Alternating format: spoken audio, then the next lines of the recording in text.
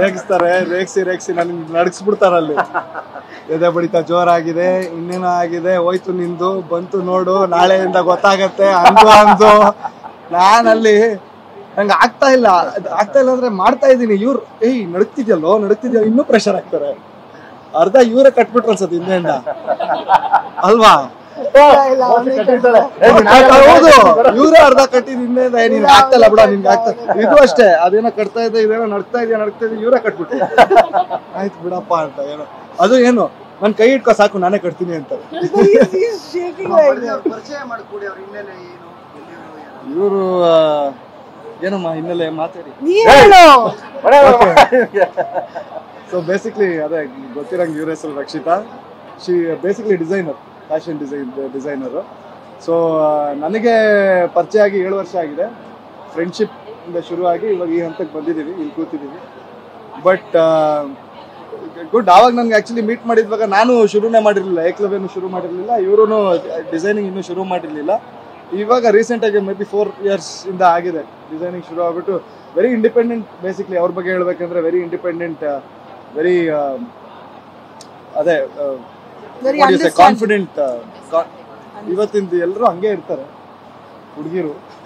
And she is also ಇವತ್ತಿನ ಜನರೇಷನ್ದು ಒಂದು ಹುಡುಗಿ ಅಂತ ಹೇಳ್ಬೋದು. ಕಾನ್ಫಿಡೆಂಟ್, ಇಂಡಿಪೆಂಡೆಂಟ್ ವುಮೆನ್, ಒಳ್ಳೆ ಡಿಸೈನರು. ಇನ್ನೂ ಚೆನ್ನಾಗಿ ಒಂದು ಒಳ್ಳೆ ಡಿಸೈನರ್ ಆಗಿ ತುಂಬಾ ಒಳ್ಳೆ ಹೆಸರು ಮಾಡ್ಲಿ ಅಂತ ನನ್ನ ಆಸೆ. ನಿಮ್ ಸಿನಿಮಾಗಳೆಲ್ಲ ಅವರೇ ಡಿಸೈನ್ ಮಾಡ್ಲಿ ಅಂತ ಆಸೆ ಅಂತ ಹೇಳು.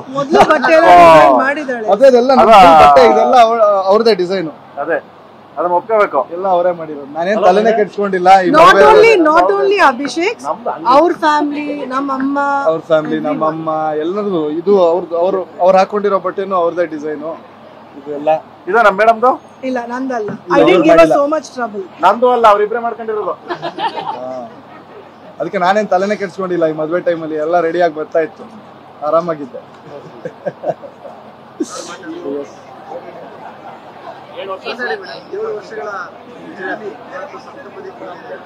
ತುಂಬಾ ಖುಷಿ ಇದೆ.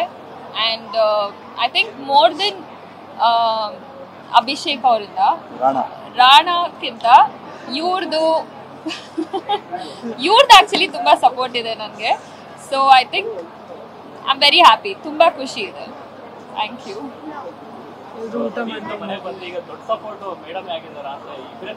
ಎಸ್, ಇವರೇ ನಂಗೆ ತುಂಬಾ ದೊಡ್ಡ ಸಪೋರ್ಟ್. ಐ ಥಿಂಕ್ ಒಂದು ಹುಡುಗಿ ನನಗೆ ಅದೇ ಭಯ ರೀ, ಇವರಿಬ್ರು ಸಪೋರ್ಟ್ ಅಂದ್ರೆ ನನ್ಗೇನೋ ಮಾಡ್ತಾರೆ ಸೇರ್ಕೊಂಡು. I think it's very important.